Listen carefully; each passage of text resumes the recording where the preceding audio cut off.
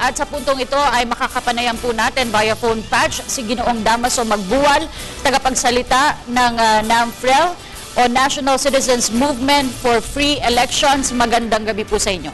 Magandang gabi po naman. Sir, your assessment on the conduct of elections for today? Well, our assessment is it's definitely more peaceful than last 2010. But the problems and the PCOS, I think, is worse this time than in 2010. Now, I was listening to your news account before this interview that Chairman Brillantes said they already stopped tabulating because magpahinga naman yung mga empleyado namin. I think you have to check whether whether we have transmission problems or not. Because what we are getting from the field, there are so many areas where they are having problems with their transmission. Okay. Now, other problems encountered today are logistics problem. Now, when I say logistical problem, ballots intended for one are sent to another place, like ballots for Romblon, not the entire province, some precincts. My precinct in Romblon was sent to Antique, and the ballots for a precinct in Antique was sent to Romblon. That's difficult because you cannot just switch. Unlike in Lanao del Sur, the barangays, the switch of ballots were within the same town. It's easy to send the ballots to the right precincts. But what about in Compostela Valley, where a precinct received ballots intended for Baguio? Now, how can you send the ballots to Baguio that they receive in Compostela? I don't know what the COMELEC did here, no?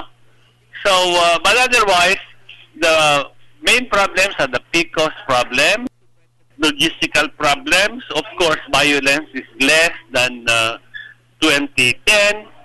And although transmission problems, I think, is greater this time than in 2010. In 2010, 8% of all precincts failed to transmit.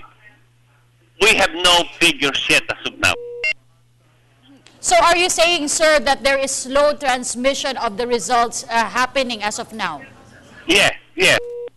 That's probably the reason why the COMELEC is stopped. Okay, sir, there is also a report that only 35 to 40% of the results have been transmitted to the consolidation and canvassing system of the PPCRV. So at about this time in 2010, what should have been the percentage of the transmission?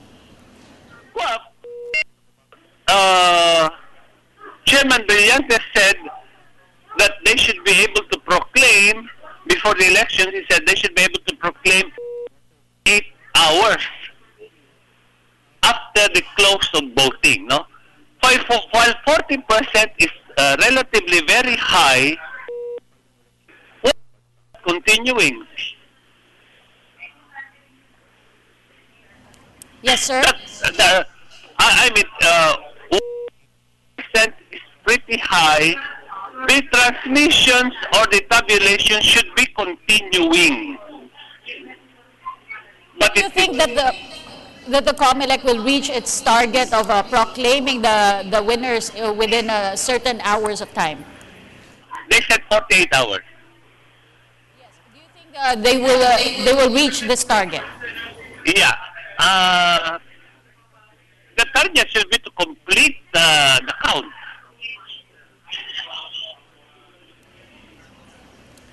Because each PCOS machine is supposed to transmit electronically the results. Each PCOS machine. But if they are failing to transmit, then the transmission has to be done manually. They have to hand carry the CF cards to a place where they can send transmissions. All right, Mr. Damaso Magbuwal, spokesperson of NAMFREL, thank you very much for your time, sir. Okay, thank you.